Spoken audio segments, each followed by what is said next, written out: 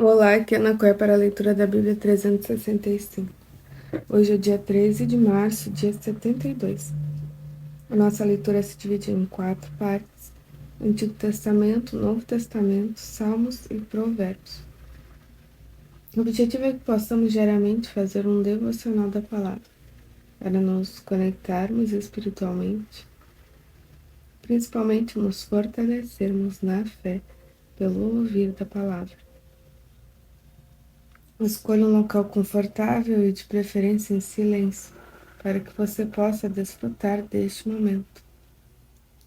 E na autoridade do nome de Jesus Cristo, eu peço ao Espírito Santo que transbordem os nossos corações, tornando-os ensináveis para que possamos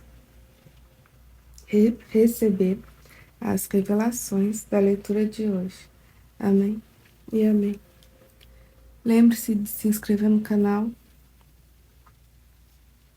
ativar o sininho, curtir e compartilhar para que mais pessoas recebam o Evangelho. Mateus 24:14. Antigo Testamento, Números, capítulo 19. O Senhor disse a Moisés e a Arão: Esta é uma prescrição da lei que o Senhor ordenou, dizendo: Diga aos filhos de Israel que tragam uma novilha vermelha, perfeita, sem defeito, que não tenha ainda levado o jugo. Entregue essa novilha ao sacerdote Eleazar. Este a levará para fora do arraial e ela será morta diante dele.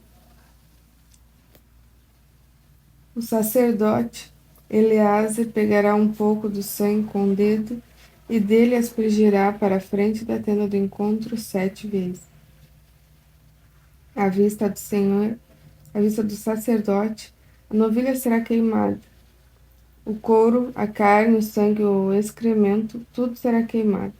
O sacerdote, pegando um pedaço de madeira de cedro, isopo e pano de carmesim, os lançará no meio do fogo que queima a novilha.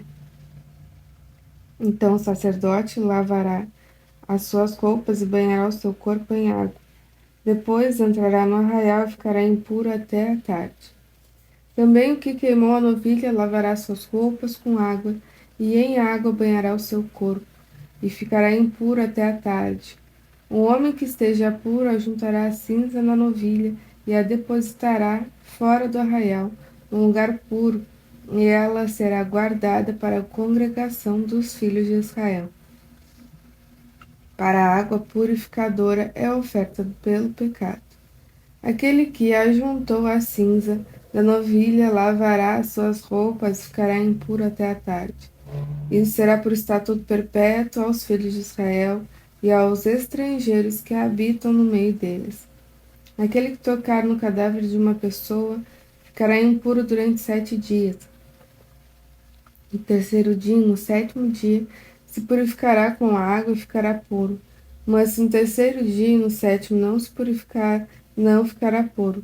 Todo aquele que tocar no cadáver de uma pessoa e não se purificar, contamina o tabernáculo do Senhor. Essa pessoa será eliminada de Israel, porque a água purificadora não foi aspergida sobre essa pessoa. Ficará impura e a sua impureza ainda está nela. Esta é a lei quando alguém morrer numa tenda. Todo aquele que entrar nessa tenda e todo aquele que nela estiver ficarão impuros durante 7 dias. Também toda vasilha aberta, sobre a qual não houver tampa amarrada, ficará impura. Todo aquele que no campo aberto tocar em alguém que for morto pela espada, ou outro morto, nos ossos de alguma pessoa ou numa sepultura, ficará impuro durante 7 dias. Para a pessoa impura, pegarão essa cinza da queima da oferta pelo pecado, e sobre esta cinza porão água corrente num vaso. Um homem puro pegará esopo, molhará naquela água e aspergirá sobre aquela tenda, sobre todo o utensílio e sobre as pessoas que ali estiverem. Também a aspergirá sobre quem tocar nos ossos, em alguém que foi morto ou morreu, ou numa sepultura. O puro aspergirá sobre o impuro no terceiro dia e no sétimo dia. Deverá purificá-lo no sétimo dia. E a pessoa que era impura, lavará suas roupas, se banhará na água e à tarde ficará pura. No entanto, a pessoa que estiver impura e não se purificar, essa será eliminada no meio da congregação, porque contaminou o santuário do Senhor. A água purificadora não foi aspergida sobre ela, está impura. Isso será estatuto perpétuo para eles. Aquele que aspergir a água purificadora lavará as suas roupas, e quem tocar a água purificadora ficará impuro até a tarde. Tudo que uma pessoa impura tocar também ficará impuro, e que a tocar ficará impuro até a tarde. Toda a congregação dos filhos de Israel chegou ao deserto de Zim no primeiro mês, e o povo ficou em Cádiz. Ali Miriam morreu e ali ela foi sepultada. Não havia água para o povo. Então se juntaram contra Moisés e contra Arão, e o povo discutiu com Moisés, dizendo: Antes tivéssemos morrido quando nossos irmãos morreram diante do Senhor. Porque vocês trouxeram a congregação do Senhor a este deserto, para morrermos aqui, nós e os nossos animais? E por que vocês nos tiraram do Egito para nos trazer a este lugar horrível, onde não há cereais, nem figos, nem vinhas, nem romãs, nem água para beber? Então Moisés e Arão saíram da presença do povo, foram para a porta da tenda do encontro e se lançaram sobre o seu rosto. E a glória do Senhor lhes apareceu. O Senhor disse a Moisés: Pegue o seu bordão e ajunte o povo, você e Arão, o seu irmão. E diante do povo falem à rocha, e ela dará a água. Assim vocês tirarão a água da rocha e darão de beber a congregação e os animais. Então Moisés pegou o bordão que estava diante do Senhor, com este que lhe havia ordenado. Moisés e Arão reuniram o povo diante da rocha. Então Moisés lhes disse: Agora escutem, rebeldes. Será que teremos de fazer com que saia água dessa rocha para vocês? Moisés levantou a mão e feriu a rocha 2 vezes com seu bordão. E saíram muitas águas, e a congregação e os animais beberam. Mas o Senhor disse a Moisés e Arão: Por que não creram em mim para santificarem diante dos filhos de Israel? Vocês não farão entrar este povo na terra que lhe dei. São essas águas de Meribá, porque os filhos de Israel discutiram com o Senhor, e o Senhor se santificou neles. De Cádiz, Moisés enviou mensageiros ao rei de Edom para dizer-lhes: Assim diz o seu irmão Israel: Você conhece todas as aflições que nos sobrevieram. Sabe como os nossos pais desceram ao Egito, e nós moramos no Egito muito tempo, e como os egípcios nos maltrataram, a nós e aos nossos pais. Clamamos ao Senhor, e ele ouviu a nossa voz, mandou o anjo e nos tirou do Egito. E eis que estamos em Cádiz, cidade nos confins do seu país. Deixe-nos passar pela sua terra. Não passaremos pelo campo, nem pelas vinhas, nem beberemos água dos poços. Iremos pela estrada real. Não nos desviaremos para a direita nem para a esquerda, até passemos pelo seu país. Porém o rei de Edom respondeu: Não passem por aqui. Se o fizerem, sairei com espada ao encontro de vocês. Então os filhos de Israel lhe disseram: Passaremos pelo caminho principal. Se nós e o nosso gado bebermos das águas de vocês, pagaremos o preço dela. Não queremos outra coisa a não ser passar a pé. Mas o rei de Edom respondeu: Vocês não podem passar. E o rei de Edom veio ao encontro deles com muita gente e com mão forte. Assim, os edomitas se recusaram a deixar Israel passar pelo seu país, e por isso Israel se desviou dali. Então partiram de Cádiz, e os filhos de Israel, toda a congregação, foram ao monte Or. O Senhor disse a Moisés e Arão no monte Or, nos confins da terra de Edom: Arão será reunido ao seu povo, porque não entrará na terra que lhes dei aos filhos de Israel, pois vocês foram rebeldes à minha palavra nas águas de Meribá. Chame Arão e Eleazar, o filho dele, e diga-lhes que subam o monte de Or.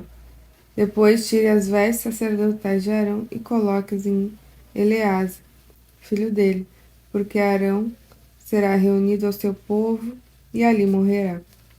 Moisés fez como o Senhor lhe havia ordenado. Subiram ao monte Hor, diante dos olhos de toda a congregação. Moisés tirou as vestes sacerdotais de Arão e as pôs em Eleazar, filho dele, e Arão morreu ali, no alto monte.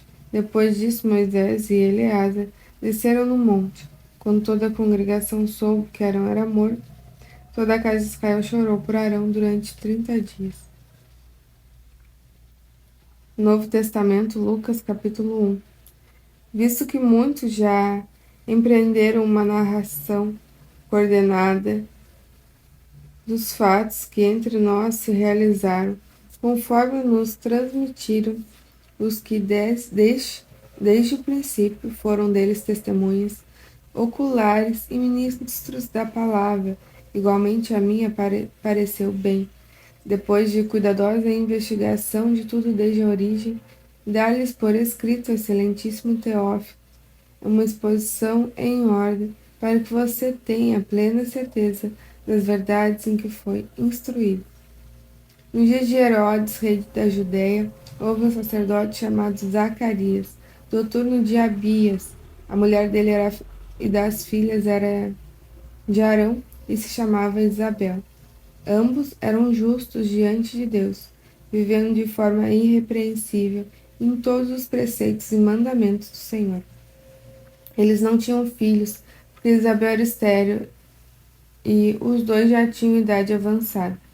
E aconteceu que, enquanto Zacarias exercia o sacerdote diante de Deus, na ordem do seu turno, coube-lhe por sorteio, segundo o costume sacerdotal, entrar no santuário do Senhor para queimar o incenso. Durante esse tempo, toda a multidão do povo permanecia na parte de fora, orando, e eis que apareceu a Zacarias um anjo do Senhor em pé, à direita do altar do incenso. Ao vê-lo, Zacarias ficou assustado e o temor se apoderou dele. O anjo, porém, lhe disse: Não tenha medo, Zacarias, porque a sua oração foi ouvida. Isabel, sua esposa, dará à luz um filho, a quem você dará o nome de Joel. Você ficará alegre e feliz, e muitos ficarão contentes com o nascimento dele, pois ele será grande diante do Senhor. Não beberá vinho nem bebida forte, e será cheio do Espírito Santo, já desde o ventre materno. Ele converterá muitos dos filhos de Israel ao Senhor, seu Deus, e irá adiante do Senhor no espírito e poder de Elias, para converter o coração dos pais aos filhos, converter os desobedientes à prudência dos justos e habitar para o Senhor um povo preparado. Então Zacarias perguntou ao anjo: Como terei certeza disso? Pois eu sou velho e minha mulher também tem idade avançada. O anjo respondeu: Eu sou Gabriel, que estou a serviço de Deus, e fui enviado para falar com você e lhe trazer esta boa notícia. Todavia você ficará mudo e não poderá falar até o dia que essas coisas vierem a acontecer, porque você não acreditou nas minhas palavras, as quais no devido tempo se cumprirão. O povo estava esperando Zacarias e admirava-se com a demora dele no santuário. Quando Zacarias saiu, não lhes podia falar. Então entenderam que ele havia tido uma visão no santuário. E expressava-se por sinais e permanecia mudo. Aconteceu que, terminados os dias do seu ministério, Zacarias voltou para casa. Passados esses dias, Isabel, a mulher de Zacarias, ficou grávida, e ela não saiu de casa durante 5 meses, dizendo: Foi isso que o Senhor me fez, ao contemplar-me, para acabar com minha vergonha diante das pessoas. Salmo 56. Ao mestre de canto, segunda melodia, a pomba nos terebintos distantes, e no de Davi, quando os filisteus o prenderam em Gate. Tem misericórdia de mim, ó Senhor, porque os homens querem me destruir. Todo dia eles me oprimem e lutam contra mim. Os meus inimigos sempre querem me destruir. São muitos os que atrevidamente me combatem. Quando eu ficar com medo, hei de confiar em ti. Em Deus, cuja palavra eu exalto, nesse Deus ponho a minha confiança, nada temerei. Que me pode fazer um mortal? Todo dia torcem as minhas palavras, os meus pensamentos são todos contra mim para o mal. Ajuntam-se, escondem-se, espionam os meus passos, como aguardando a hora de me tirarem a vida. Dá-lhes a retribuição segundo a sua iniquidade. Derruba os povos, ó Deus, na tua ira. Contaste os meus passos quando sofri perseguições. Recolhe as minhas lágrimas no teu odre. Não estão elas inscritas no teu livro? No dia em que eu te invocar, os meus inimigos baterão em retirada. Uma coisa eu sei, que Deus é por mim. Em Deus, cuja palavra eu louvo, no Senhor, cuja palavra eu louvo. Neste Deus confio, ponho a minha confiança e nada temerei. Que me pode fazer um simples ser humano? Os votos que fiz eu os manterei, ó Deus. Trarei as ofertas de ações de graças, pois da morte livraste a minha alma. Sim, livraste da queda os meus pés para que eu ande na presença de Deus, na luz da vida. Provérbios 11, versículo 8. O justo é libertado da angústia, mas o ímpio a recebe em lugar dele. Terminamos mais uma leitura diária. Muito grata por este momento. Lembre-se de se inscrever no canal e compartilhar para que mais pessoas recebam o Evangelho e possamos levá-los por todas as nações. Mateus 24:14. Tenha um extraordinário dia. Deus abençoe você e a sua família. E até amanhã.